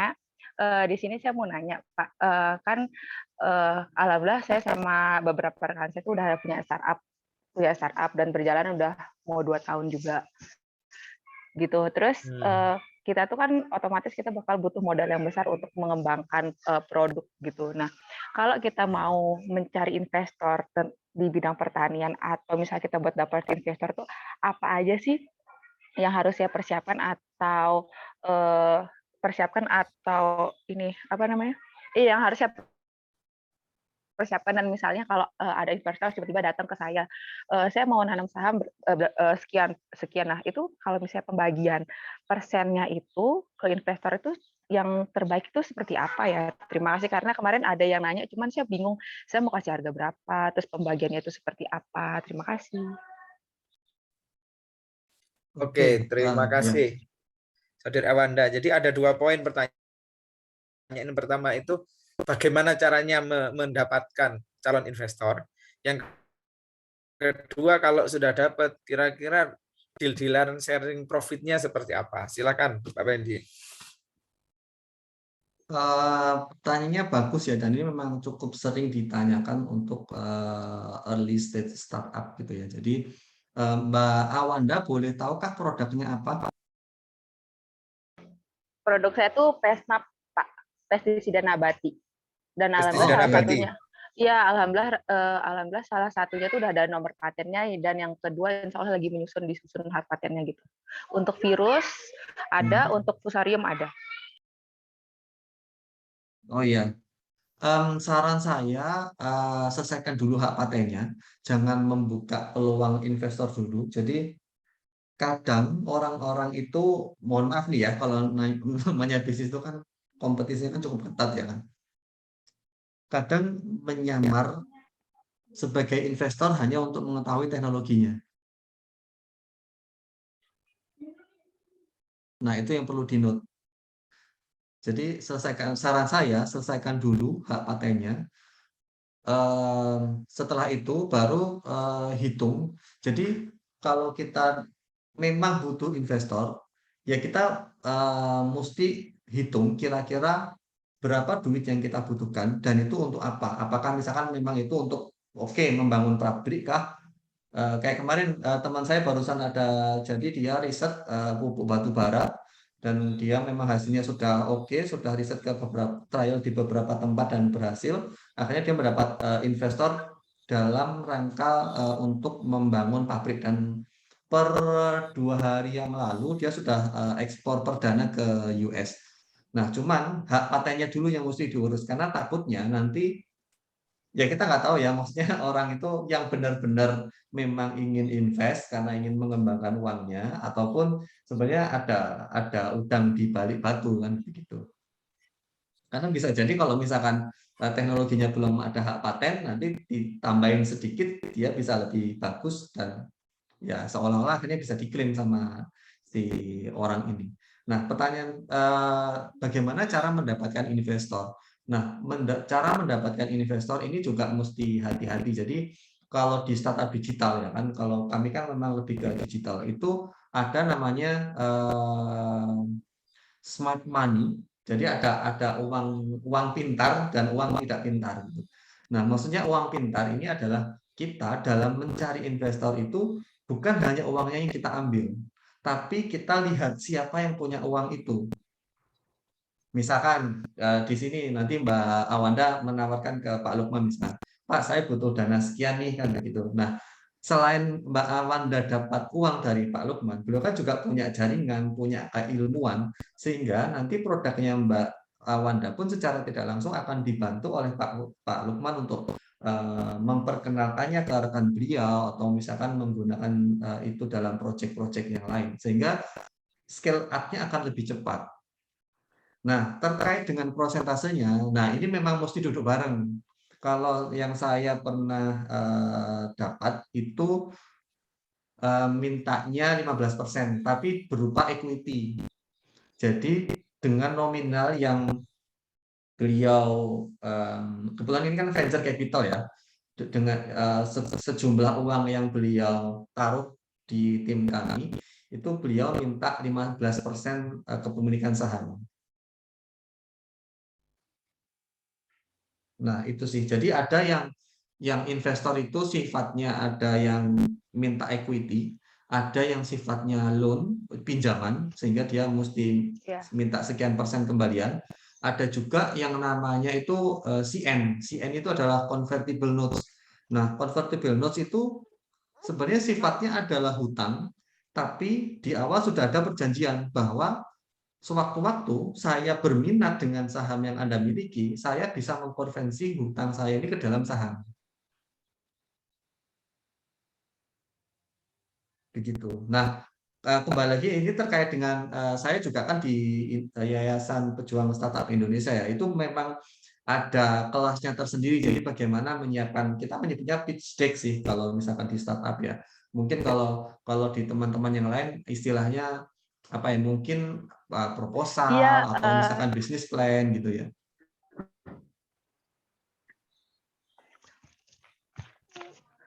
Begitu Mbak Wanda oh iya, kira-kira. kalau yang seperti itu ada di kalau di yang itu tuh ada di YEB Mas, di UB kalau berarti kayak pitch deck, kayak misalnya proposal gitu-gitu udah sih saya coba ajuin.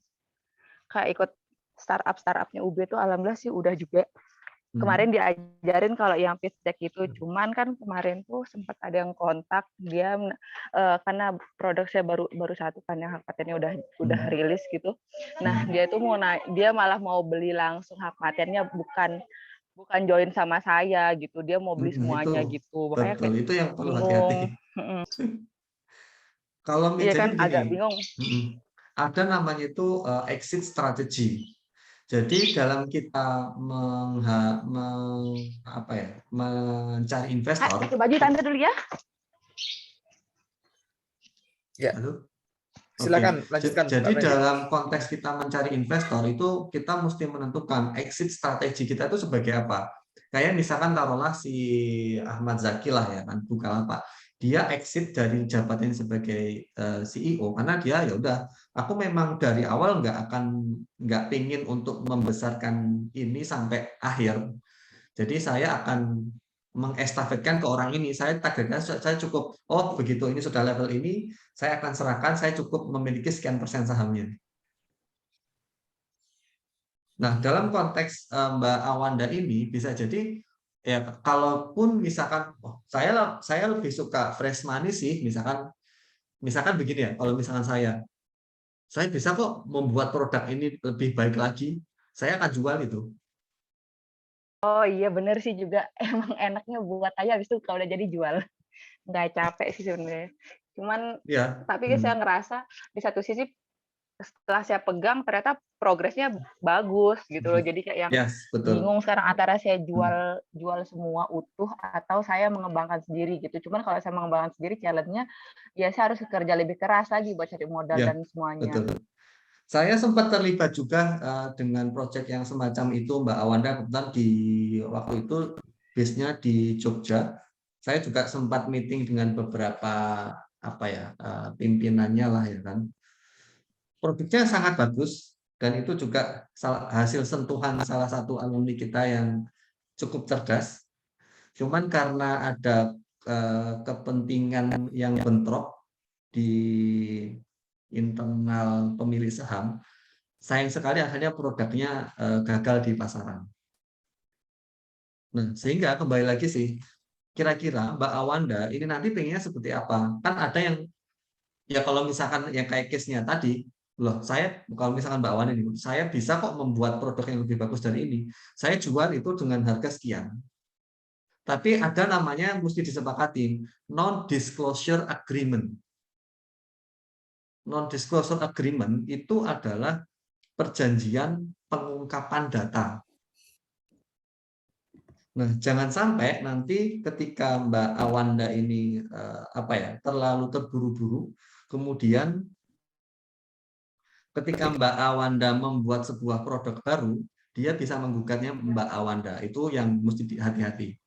Oh iya benar. Kalau kita buat formulasi yang lebih sempurna gitu ya. Jadi kita nggak kena juga gitu. Dia hanya dapat komposisi yang kita dapatkan di awal, bukan komposisi yang selanjutnya gitu ya. Yes, betul. Oke, siap. Terima kasih banyak. Jadi baru kepikiran juga. Bagus sih kalau menurut saya itu ya itu bagus. Dan kalau misalkan, nah mungkin karena di sini kan tadi Pak Roma juga sempat menanyakan, oh gimana sih kira-kira lahan baru yang bisa diproses di fakultas. Nah, salah satunya rasanya itu sih, Pak Lukman, itu cukup potensial sih. Nah, sebenarnya pun kemarin kalau misalkan kami jadi deal dengan yang perubahan kelapa sawit itu karena kan memang kami kekurangan tim, itu sebenarnya juga cukup besar ketika kita punya produk Ganoderma, itu ya sekalian bisa untuk maksudnya untuk mengelola Ganoderma, itu rasanya akan dapat proyek yang lumayan besar juga sih, dan tinggal di copy ke tempat lain kan. Karena base-nya Citra Satelit, jadi kita nggak perlu nanya-nanya orang, kita tinggal analisa RGB-nya, oh ini ada serangan Ganoderma, kita datangin, Pak, kayaknya Anda kena ada Ganoderma deh, saya punya produk ini udah berhasil, mau coba nggak? Kan gitu.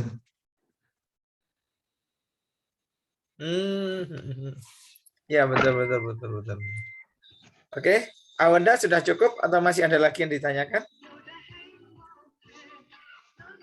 Iya Sudah Pak, cukup? insya Allah Awanda? kalau bentar mau konsultasi lagi bisa ke Pak Fendi langsung atau Boleh, di silakan. kampus. Betul.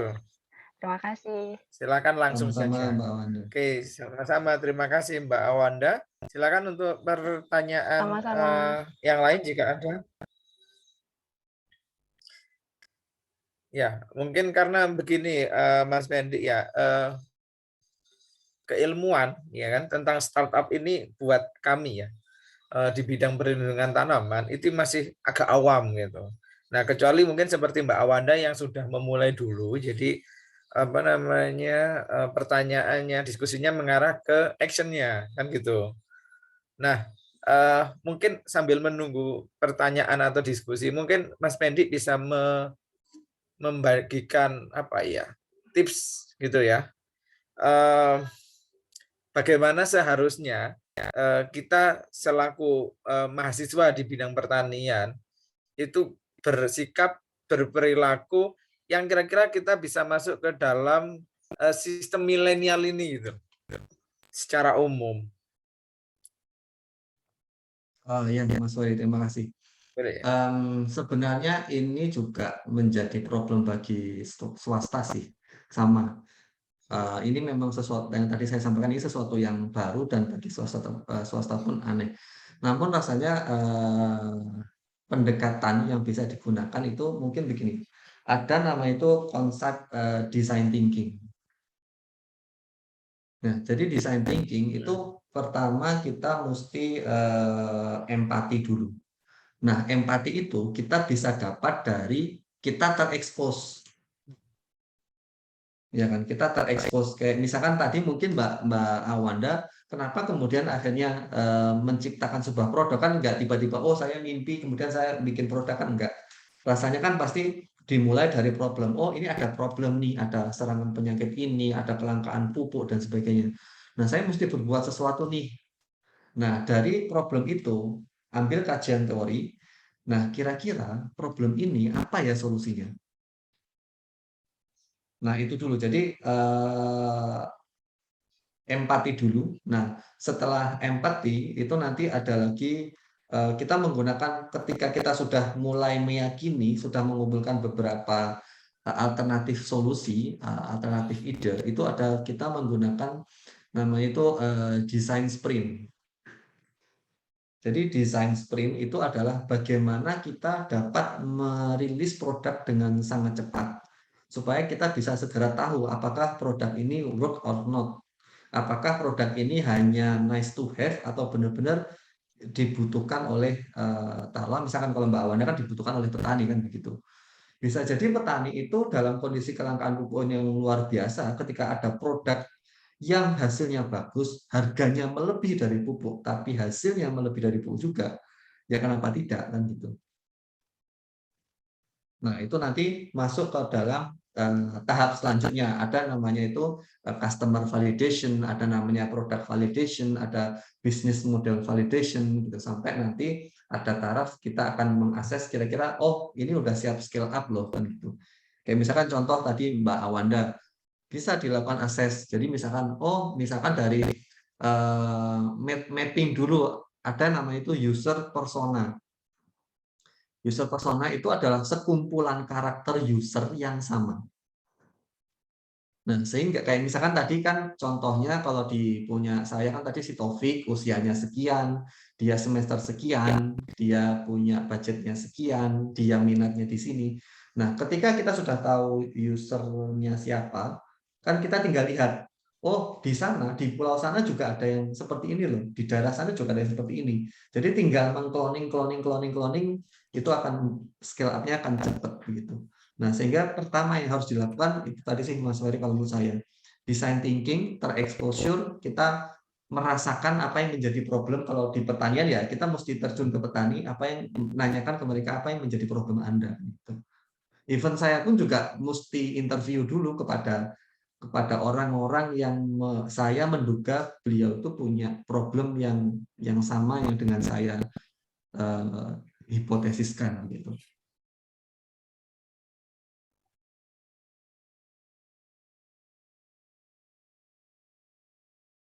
Halo, oke. Terima kasih. Itu tadi tips yang cukup menarik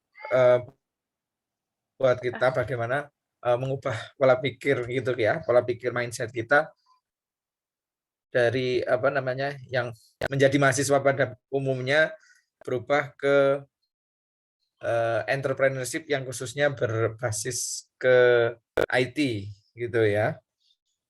Nah, di kolom chat, sebentar saya cek dulu. Oh, masih belum ada pertanyaan gitu ya, tapi enggak apa-apa. Tapi jadi begini, Pak, maaf. untuk teman-teman, ya Wanda. Pak, maaf, mau nanya sekali lagi. Kan, saya tuh, bener sih tadi Boleh. katanya Pak Fendi itu kan, saya tuh emang harus terjun ke petani langsung. Nah, alhamdulillah tuh kayak Gapoktan, terus kayak dinas-dinas pertanian itu kan, udah mulai melirik ya Pak, bahkan memesan dengan, dalam partai yang besar. Cuman Pak, saya izin edarnya itu belum keluar Pak, apakah ada tips dari Pak Fendi untuk, saya nggak kena denda atau semacamnya. Cuman kalau pajak kayak gitu-gitu udah ada sih, Pak. Saran saya jangan dulu sih, takutnya nanti kalau ada yang ngisengin ngerjain itu gampang banget soalnya. Takutnya itu aja sih. Karena sebenarnya secara hukum itu tetap menyalahi dan itu akan lemah di mata hukum kita. Jadi mending, nah mungkin ini juga yang bisa menjadi apa ya pertimbangan dari fakultas barangkali Pak atau Pak Lukman, Mas Ferry, bagaimana kita membuat sebuah inkubator. Jadi benar-benar berperan sebagai enabler. Kira-kira dari teman-teman yang sudah mencoba untuk berjalan sendiri itu ada problem apa yang sekiranya bisa dibantu solve oleh apa ya, oleh pihak fakultas. Bisa berupa sesuatu yang berbayar pun bisa. Rasanya kalau misalkan Mbak Awanda merasa butuh ya kan dan berbayar dan itu mudah, ya rasanya why not kan gitu kan, kita butuhnya kan cepet. Kan biasanya kalau ada sentuhan universitas itu kan biasanya akan lebih cepat nih orang-orang Cepat. Iya yang iya di iya, sana Ya. bener. gitu. Iya, Iya. masa itu sih izin edar aja sih yang belum. Yes. Oh ya. Karena Jadi makanya untuk uh, menyiasatinya saya masih jualannya by online, Pak, oh iya. untuk Tapi melindungi. betul kan katanya Pak Fendi. Saya mungkin kalau di level universitas kita sudah ada yang namanya BIW, Badan Inkubator Wirausaha, yang ketuanya Pak Yudo, pasti kenal ya, dosen budidaya. Nah, itu memang mengakomodir ide-ide dari mahasiswa yang mengarah ke profit oriented. Jadi seperti hasil PKM, kewirausahaan yang bisa di scale up, itu biasanya masuk ke Badan Inkubator Wirausaha. Nah, cuman mungkin kalau untuk mahasiswa HPT gitu ya, mungkin belum banyak yang tahu bahwa universitas itu menyediakan semua fasilitas yang mengarah ke peningkatan entrepreneurship mahasiswa. Mulai dari karya tulis, lomba kewirausahaan, termasuk Badan Inkubator Wirausaha tadi. Gitu. Itu sih info tambahan aja. Iya, Pak, benar BBIW sangat membantu, Pak, untuk startup. Ya. Oke, terima kasih kepada Awanda yang sudah bertanya kembali gitu ya. Jadi diskusi kita sepertinya sudah kita cukupkan. Kalau memang tidak ada mahasiswa yang atau peserta yang mau bertanya kepada pemateri kita, sebelum saya tutup mungkin bisa saya bacakan gitu ya. Apa-apa yang sudah kita dapat untuk merefresh. Yang pertama begini, bahwa jika kita ingin what we can do after school gitu ya, banyak opsi. Salah satunya adalah pilihan kewirausahaan startup yang tidak harus sesuai dengan bidang. Tadi sudah disebutkan contohnya adalah Aruna. Yang kedua, pentingnya kompetensi untuk bisa bersaing di masa mendatang setelah kita lulus dari perguruan tinggi dengan meng-skill up kemampuan-kemampuan yang baik sesuai dengan bidang keilmuan kita ataupun tidak. Nah, challenge-nya bagi mahasiswa atau mungkin kurikulum di perguruan tinggi yaitu masih belum adanya kurikulum yang mendukung untuk pengembangan IELTS dan data science bagi mahasiswa. Yang keempat, saya balik dari pernyataan futurolog tadi ya. Jadilah orang yang selalu learn, unlearn, and relearn, gitu kan? Untuk bisa kita beradaptasi dan survive di kondisi yang seperti ini. Yang kelima, nah ini tips penting untuk kita semua selaku mahasiswa. Jadi kalau mau mengembangkan ide bisnis, terus kemudian usaha, itu bisa diawali dari empati untuk mendapatkan expose, desain sprint untuk tahu marketable atau tidak produk atau jasa yang kita kembangkan, product validation sampai dengan bisnis model validation, sehingga nanti kita tahu bahwa bisnis kita bisa lanjut atau tidak. Begitu itu ya. Terima kasih banyak kepada pemateri atas waktu yang diluangkan untuk sharing kepada mahasiswa perlindungan tanaman. Informasi untuk seluruh peserta, jangan lupa mengisi daftar hadir yang sudah di-share oleh panitia. Linknya bisa diklik di tautan yang ada di kolom chat. Nanti untuk absensinya kami tunggu terakhir sampai pukul 12 waktu Indonesia Barat. Nah, sebelum saya beri kesempatan kepada Kepala Departemen untuk menutup kegiatan, sebagai bentuk apresiasi kami dari Departemen kepada pemateri, saya persilakan kepada panitia untuk men-share sertifikat pemateri. Kepada siapa ini? Mbak Dita ya. Mbak Dita, monggo Mbak. Sebentar, Pak.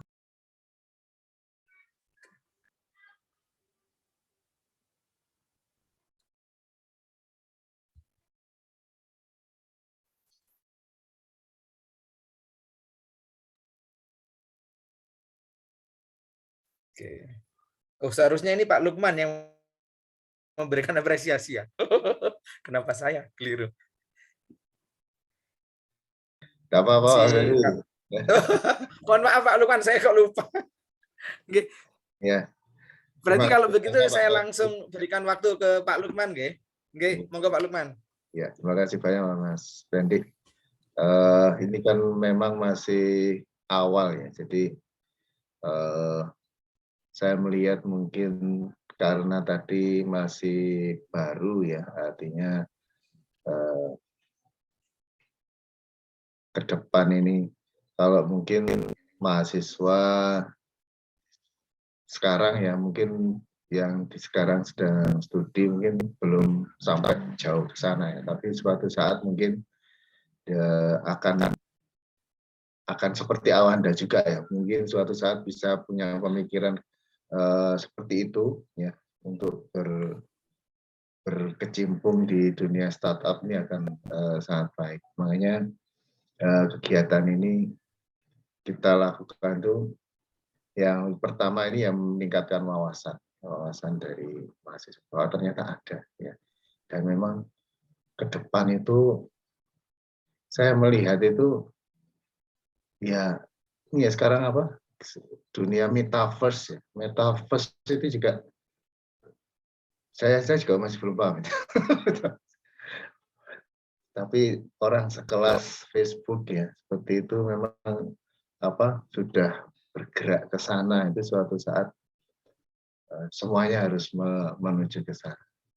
Nah, kekhawatiran ya seperti nanti ini mau kemana ya universitas itu juga ke depan ini kan jadi ini ya, makanya sedikit kita mestinya harus lebih siap, lebih tahu, dan mungkin ada peluang ya. Soalnya pasti kan kita hal-hal baru itu mesti ada peluang yang bisa kita masuki. Tadi Awanda ternyata iya.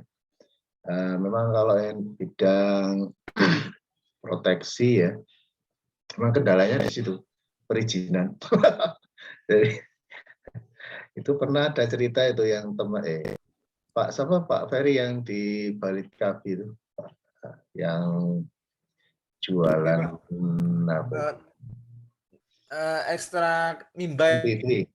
itu Pak ya. Ya, Pak Sopo jenenge. Nah itu Nggak saya lupa. Itu terkendala izin ya, karena untuk mengeluarkan izin edar itu harus sama persis ya persyaratannya dengan pestisida. Nah, itu butuh modal besar. Nah, mungkin kalau Anda ingin mendahulukan itu ya harus kerjasama ya, dengan orang yang ini ya mungkin dana tadi ya, investornya itu harus ke sana bisa mendanai. Iya Pak, makanya nyicil lewat itu Pak, BBIW Pak, ikut startup sama LPDB-nya.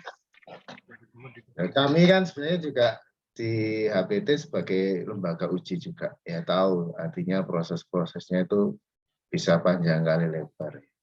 Tapi kalau produk Hayatisbi itu ya termasuk Tesnap ya potensinya selalu ada ya, cuman ya itu juga di HPT sendiri produk-produk itu juga sudah banyak. Tapi bagaimana ini ya, karena kita kemarin masih BLU, belum boleh jualan juga. Nah, mungkin nanti yang perlu disentuh lagi adalah ini, mungkin juga Pak Ferry, yang social enterprise ya, ya Mas Fendi, saya lupa istilahnya. Ya, betul Pak, social enterprise. Nah, itu sebenarnya ini ya, peluang juga bagi kita, karena HPT ini juga sangat-sangat berkaitan erat dengan petani ya, terutama untuk pemberdayaan petani dalam bidang pengelolaan hama penyakit. Nah, ini yang belum tersentuh besar. Kemarin itu sempat bimbingan saya itu Brianti, nggak tahu ada isinya apa enggak ya. Itu bikin kayak aplikasi nih, sekolah lapangan tapi secara daring. Sebenarnya konsepnya bagus, tapi enggak diterusin sama dia. Waduh, ini gimana? Sinta ya Pak ya? Hah? Sinta, Fibrianti Sinta. Sinta. Oh iya. Itu loh, didorong Mas Fendi supaya terusin itu anunya. Pak, ini coba saya japri Pak. Iya, iya. Itu bagus.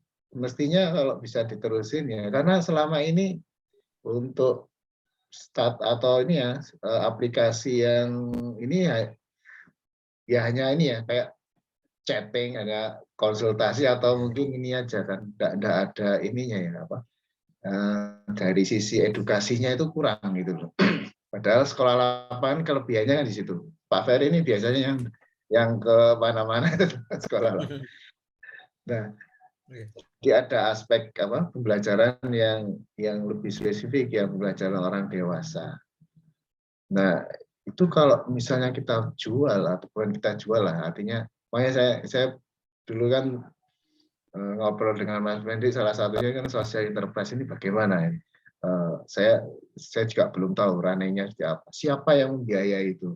Nah, terus keuntungannya, profitnya dari mana? Ini kan satu hal yang ini ya, kalau itu bisa kita kembangkan, jadi HPT itu udah ketinggalan kereta gitu.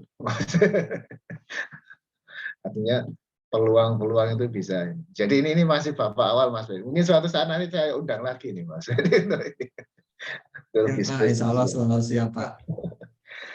Oke, saya kira itu Pak Ferry. Terima kasih banyak Mas Wendy atas ini ya pencerahannya. Ini masih awal yang buka wawasan. Mungkin mahasiswa yang sekarang hadir masih belum belum turun ke arah sana ya. Tapi suatu saat mungkin akan lebih ini lagi. Karena saya itu juga khawatir. Saya juga punya anak Mas Wendy. Ya anakku besok itu kerja opo gitu ya karena di dunia seperti ini ya. Ini jadi ini ya. Sekarang ini saya lagi tertarik ini cryptocurrency itu.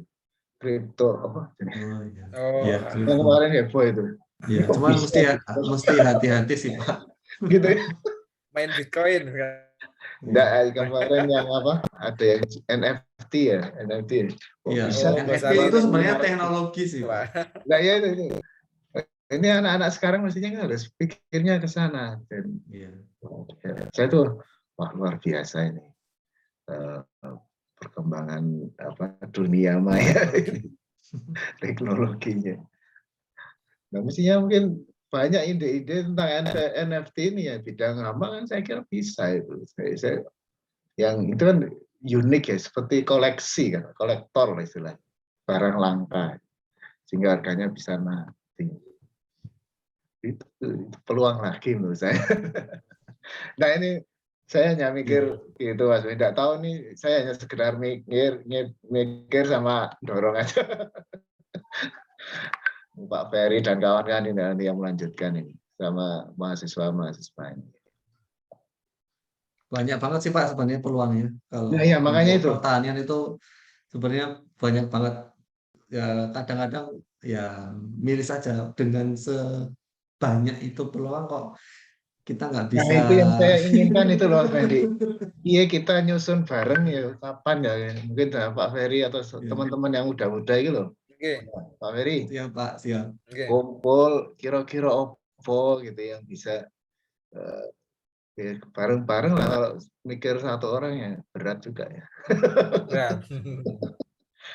Nanti bisa juga colek ini Pak, pinjam tangannya IKUB yang ada di Jakarta kan untuk memuluskan perizinan. Oh iya. Nanti kan Prof Era ini kan ada di sini kan, sehingga rasanya nanti saya bisa minta tolong ya sembari menyampaikan insight dan kendala adik-adik kita. Barangkali kan beliau kemudian ada memo gitu kan ya Pak. Iya. Oke, saya kira itu. Terima kasih Pak Mas Fendi. Insya Allah ini sudah membuka wawasan dan berbobot sekali ini materinya. Dan mungkin nanti kita coba mencerna pelan-pelan ya. Dan mungkin menyusun strateginya seperti apa nanti ke depan. Ini terutama dengan Pak Ferry ini. Saya tugasi karena Pak Ferry ini kenapa saya tunjuk untuk moderator hari ini karena beliau itu juga entrepreneur itu. Makanya entrepreneur beliau ini. Sering-sering bicara di mana-mana juga ini Pak Ferry. Ngasih pelatihan. Oke, terima kasih Pak Fendi, Pak Ferry, dan semuanya yang sudah hadir. Terima kasih Pak Lukman. Terima kasih Pak Lukman. Dengan berakhirnya penutup yang disampaikan Pak Lukman tadi, maka berakhir pula acara kita pada pagi hari ini tentang seminar startup peningkatan kompetensi bagi mahasiswa perlindungan tanaman. Sekali lagi saya ucapkan terima kasih banyak kepada panitia yang sudah bekerja keras untuk menyiapkan dan mensukseskan acara ini berjalan, kepada dukungan dari pihak Departemen Perlindungan Tanaman, dan tak lupa kepada pemateri kita yang luar biasa hari ini. Mudah-mudahan ini bukanlah akhir silaturahmi kita, begitu Mas Fendi ya. Tapi masih berkenan untuk kita repoti kembali ke arah actionnya dengan berbagai macam mungkin tahapan yang harus kita lalui ke depannya. Terima kasih untuk seluruh peserta yang sudah hadir. Sekali lagi jangan lupa melakukan absensi untuk keperluan administrasi. Saya tutup acara kita hari ini dengan bacaan Alhamdulillahirabbil alamin. Assalamualaikum warahmatullahi wabarakatuh. Selamat siang dan salam sehat untuk semuanya. Terima kasih. Waalaikumsalam warahmatullahi wabarakatuh. Terima kasih. Semuanya. Terima kasih Pak Lukman, Mas Ferry, Mas Sigit, Ya, dan sama-sama. Makasih, Pak. adik-adik. Salam Siap. ke istri Terima ya. kasih Mas Fendi. Ya. Oh iya, salam untuk istri. Ya. Saya